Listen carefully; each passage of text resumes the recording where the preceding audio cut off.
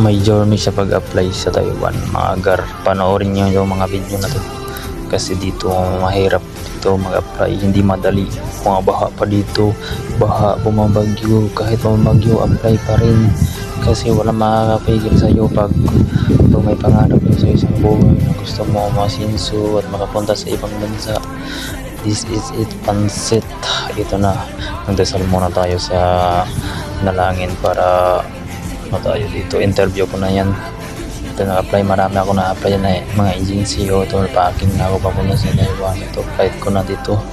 Pero napakahirap, madali lang yan tingnan, pero napakahirap, madami kami pinagdaanan, hindi madali yun. Bago makapunta ka sa Taiwan, maraming struggle, marami ka pinagdaanan, parang umano ka sa butas ng karayom para makapunta dito. Flight ko na, napakasaya ko dito kasi flight ko na papuntang Taiwan, makapunta na talaga ako sa pangarap ko na pangarap ko mag-abroad para sa pamilya, para umasinso naman ang buhay.